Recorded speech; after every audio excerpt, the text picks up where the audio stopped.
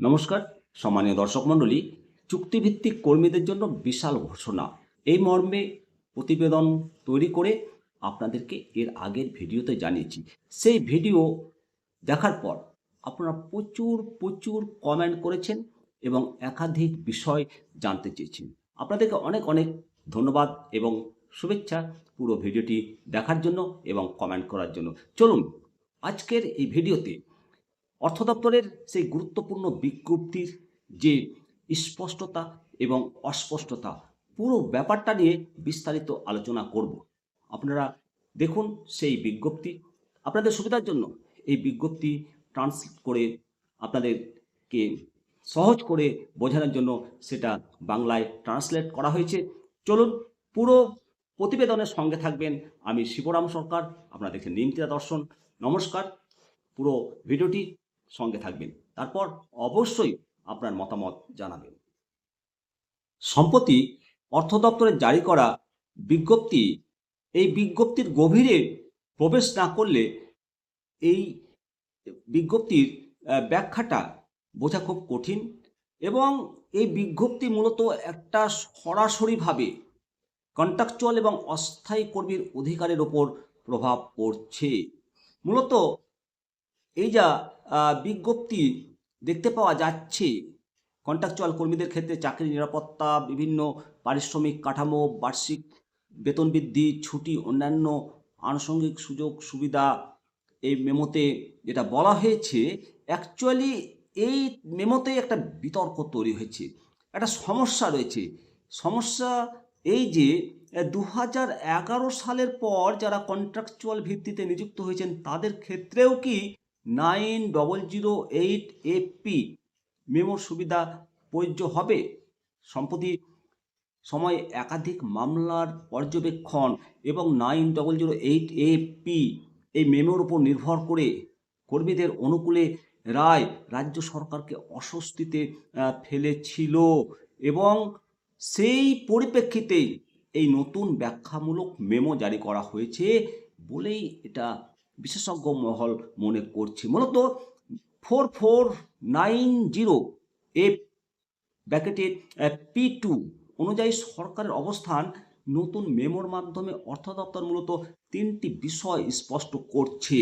9008 মেমোর যে সীমাবদ্ধতা, এই অ্যাকচুয়ালি সরকারের যেটা মূল কথা, সরকার যেটা বলতে চাইছে যে সব কন্ট্রাকচুয়াল কর্মী এক নয়, যে সময় যে সমস্ত কর্মী নিয়োগ হয়েছে সেই সময়কার শর্তের যে সুযোগ সুবিধা মেমোতে রয়েছে সেটাই প্রযোজ্য। অ্যাকচুয়ালি সরকার যেটা প্রশাসনিক বিভ্রান্তি দূর করার কথা বলছে, কার্যত ভিন্ন ভিন্ন শর্তে কর্মরত কর্মী একই কাজ করছে, তাদের মধ্যে একটা বৈষম্যকে প্রাতিষ্ঠানিক রূপ দেওয়ার চেষ্টা করছে। এটা সংবিধানের 14 এবং 16 সমতার এবং ন্যায্যতার যে অধিকার সেটা নিয়ে প্রশ্ন তুলছে। এই প্রসঙ্গে মাননীয় সুপ্রিম কোর্টের যে রায়, চিরস্থায়ী অস্থায়ী নিয়োগ চালিয়ে যাওয়ার লাইসেন্স নয়, একথা সুপ্রিম কোর্ট বারংবার বলেছে। সেই নীতির ভিত্তিতেই বিভিন্ন হাইকোর্টও স্থায়ীকরণের নির্দেশ দিয়েছে। অতি সম্প্রতি কলকাতা হাইকোর্টের একাধিক মামলা এটা স্পষ্ট হয়েছে এবং মূলত এই সমস্ত মামলার পরিপ্রেক্ষিতেই রাজ্য সরকার মানে এই মেমোটা জারি করেছে বলেই মনে করা হচ্ছে। অ্যাকচুয়ালি একের পর এক মামলাতে রাজ্য সরকারের পরাজয়, এটাও একটা বাঁধা এবং আইনি কাঠামোর মাধ্যমে সেই সকল কর্মচারীকে বা কর্মচারীদের যে দাবির পথ সেটাই বন্ধ করতে চাইছেন যারা এখনও আদালতে যাননি বা দাবি তোলেননি।